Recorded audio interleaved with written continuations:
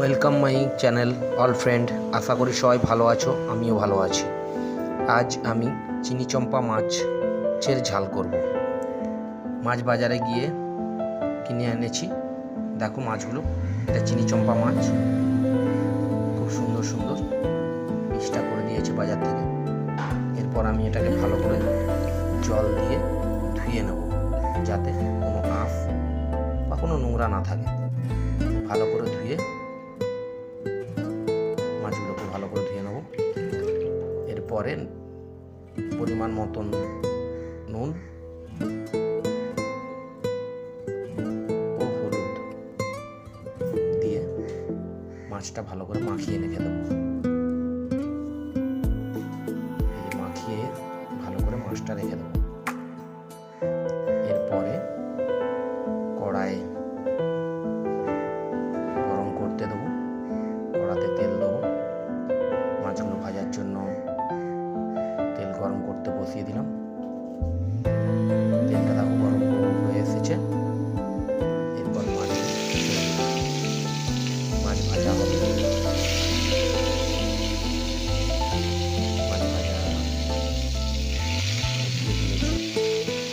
মাছ ভাজা হতে হতে আমি মশলাগুলো দেখিয়ে নিচ্ছি।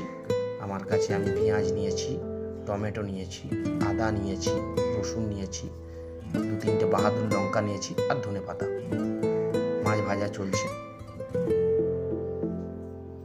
একটু বেশি মাছ নিয়ে এসেছি, এগুলো ভাজা হচ্ছে আর এই কাঁচাগুলো রেখে দিয়েছি, আবার ভাজবো।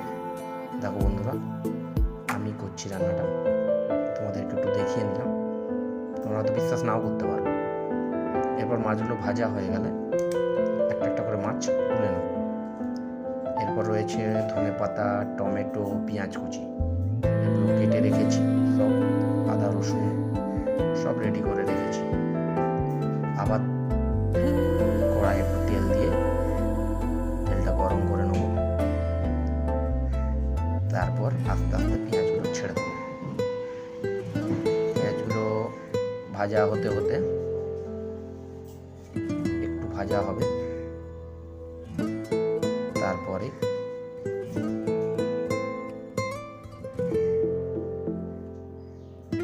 ভাজা হবে, ভালো করে ভাজা হতে হতে দুটো বাহাদুর লঙ্কা দিয়ে দিলাম, যাতে ঝাল তো একটু বেশ ভালো ঝাল লাগে।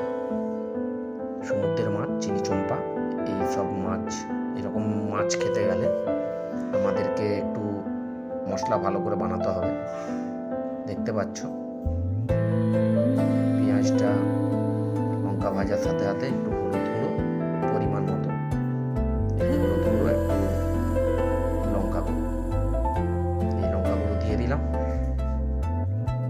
এবার আবার ভালো করে ওটাকে ভাজবো। আঁচটা একটু কমিয়ে গ্যাসের ভাজবো। তারপর দেখতে পাচ্ছ একটু জল দিয়ে দিলাম, যাতে পেঁয়াজটা সিদ্ধ হয় ভালো করে। মোটামুটি সিদ্ধ হচ্ছে। এরপর আমি ওই আদাটা, আর তোমাদেরকে সময় নেই তাই না আদাটা গ্রেডটা দেখালাম না, তো এর মাধ্যম আমি আদাটা গ্রেড করে নিয়েছি। আদাটার পর রসুন গ্রেড করে নিয়েছি।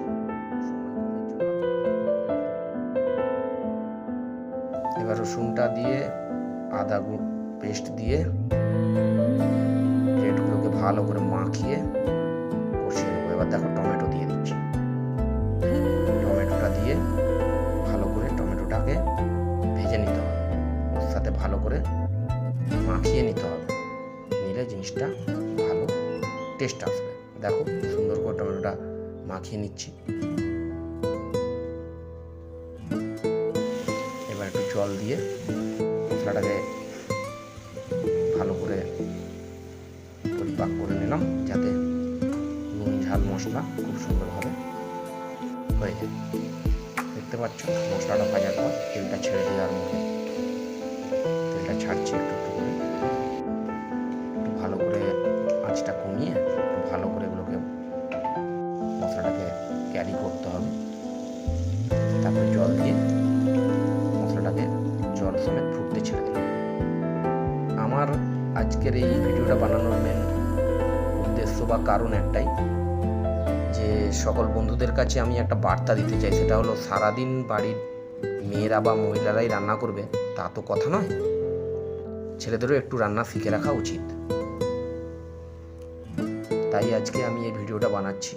দেখতে পাচ্ছ মাছগুলো কড়াতে যাওয়ার জন্য এবার রেডি হয়ে আছে। ঝোলটা ফুটতে ফুটতেই সময় হয়ে এসেছে, ফুটেও গেছে ঝোলটা, দেখো। এরপরে ঝোলটা ফুটতে ফুটতে আমি একটু হালকা ঝোলটা যাতে ভালো করে ফোটে, দেখছো ঝোলটা কি সুন্দর ফুটছে। আমার ঝোল খেতে খুব ভালো লাগে, তাই একটু বেশি করে ঝোল দিয়েছি। এবার মাছগুলোকে একটার পর একটা ছেড়ে দিচ্ছি ঝোলে। বন্ধুরা এটা মনে রাখবে, মাছটা কড়াতে দিয়ে দেওয়ার পর কিন্তু আর খুন্তি দিয়ে নাড়ানো যাবে না। যেসব ছেলেরা বাইরে থাকো, নিজেদেরকে রান্না করে খেতে হয়, খুব অসুবিধা হয়, তাদের জন্য আমি রেসিপিটা বানাচ্ছি। খুব স্বল্প সময়ের মধ্যে এটা রেডি হয়ে যায় আর খেতে খুব সুন্দর টেস্ট লাগে। আশা করি তোমাদেরও ভালো লাগবে। এরপর রয়েছে ধনেপাতা। বাকি ঝোল ফুটে গেল, খুব সুন্দর করে ঝোল ফুটে যাওয়ার পর এবার আসছে ধনেপাতা দেওয়ার সময়। এবার ধনেপাতাটা দিয়ে দিলাম। যারা খেতে ভালো লাগে না তারা নাও দিতে পারেন। ধনেপাতাটা দিলে একটু ভালো গন্ধ ছাড়ে, স্বাদটাও খুব ভালো লাগে। এরপর ঝোলটা আমি রেডি করার মুখে ধনেপাতাটা দিয়ে একটু ফুটিয়ে নিলাম। ভালো করে ঝোলটা ফুটিয়ে এই যে রেডি। তো বন্ধুরা আজকে চিনি চম্পা মাছের ঝাল রান্না করে তোমাদেরকে দেখালাম। কেমন হয়েছে একটু দেখে বলো। আশা করি তোমরা আমাকে একটু জানাবে। ভালো হলে আবার বানাবো। তোমরা পাশে থেকো, সাপোর্ট করো। Thank you.